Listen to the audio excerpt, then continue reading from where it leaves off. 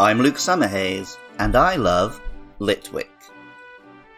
Today, most of the dark corners of the world are lit by electric lights.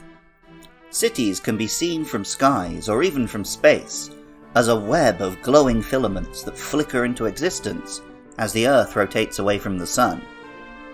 The modern light bulb is scarcely 100 years old though, and before that, people lit their world for millennia with various forms of fire. In Europe, old gas lamps are often associated with Gothic horror. Dracula and Jack the Ripper stalking Victorian streets in macabre stories both real and fictional. In Japan, ghosts and spirits have long been depicted, accompanied, or represented by hitodama, literally balls of fire. In the Edo period, chochin, the ubiquitous paper lanterns, still seen at festivals or outside traditional restaurants, were depicted with the natural cracks of age, opening up to reveal mouths and eyes, as the yokai called chochin obake. Litwick is a ghost and fire Pokemon, which resembles a white candle with a purple flame. It has a little yellow eye, and the melting wax forms a sort of haircut that covers the other eye.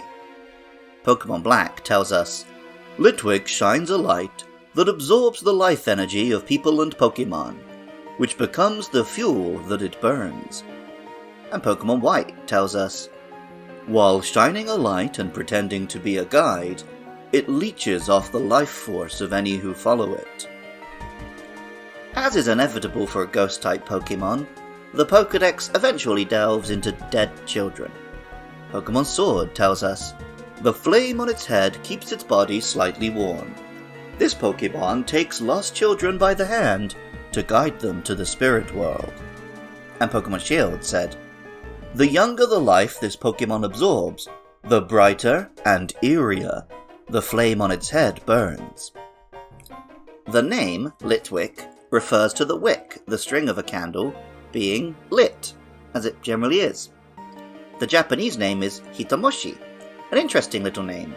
As well as sounding a little like hitodama, it can be interpreted literally as the phrase, lighting a lamp, but it could also refer to the torchbearer at the front of a funeral procession, or a man being burned to death, depending on which kanji one translates those syllables to.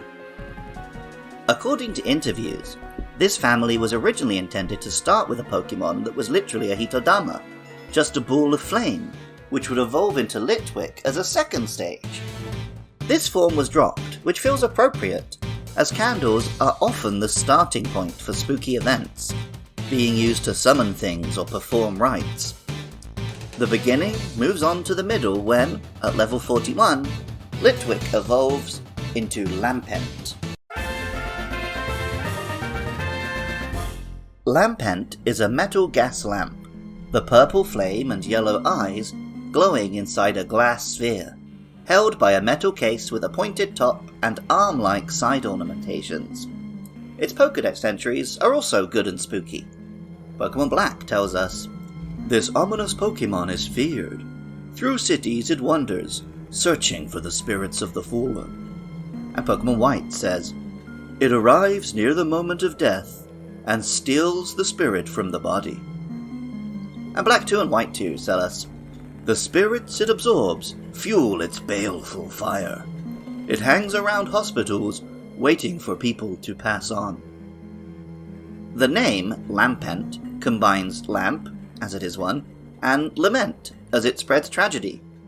The Japanese name is Lampler, perhaps a Lamp Dracula. Once upon a time, when the now-defunct first form existed, perhaps Lampent would have been a final form for this family. Now though, we can expose it to a duskstone and get Chandelure. Chandelure has a central flaming ball with eyes like Litwick or Lampent, now with 4 elaborate chandelier-like arms. It's ornate and beautiful while still being spooky and menacing. Pokemon White tells us, being consumed in Chandelure's flame burns up the spirit, leaving the body behind.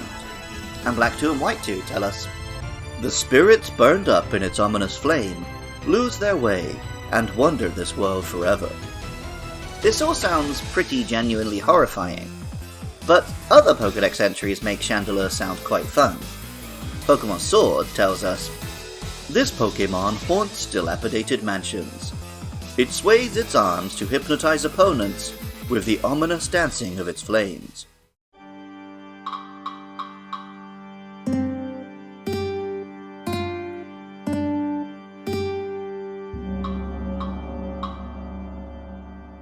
Welcome back to Moils on Mon, Litwick. Aha. I always think that we spoke about Zora and Zoroark and how it's trying to maybe capture the kind of Lucario popularity.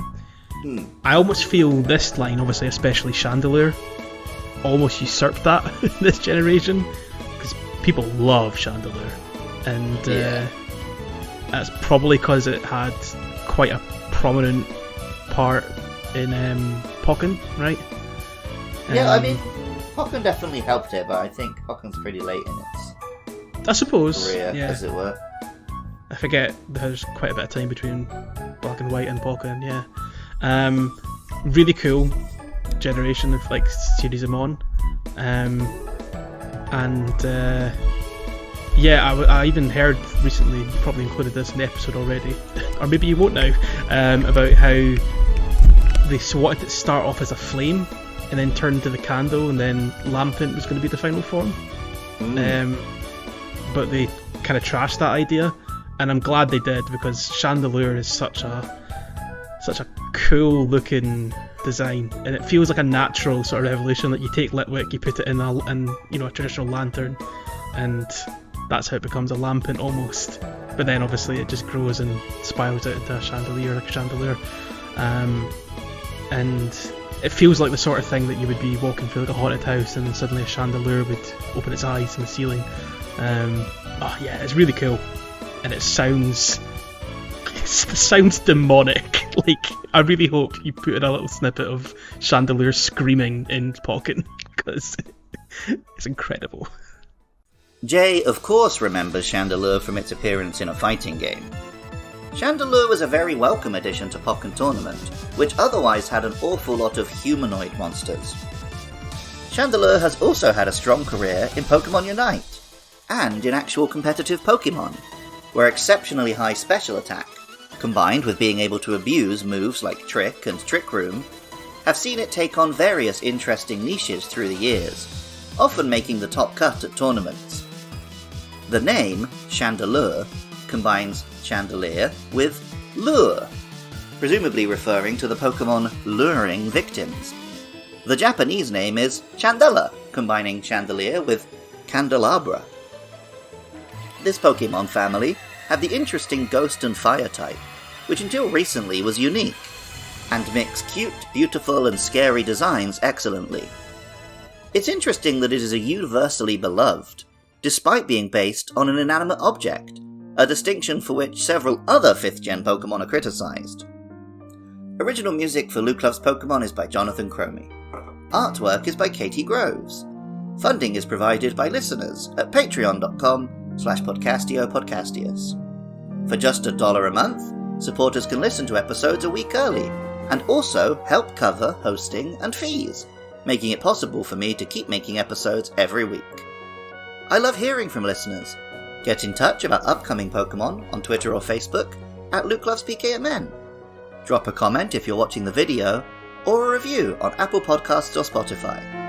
Coming up are Axew and Cupchew, so please get in touch about those or any other monsters. Even if you don't feel like doing any of that, thank you so much just for listening. I love Litwick. And remember, I love you too.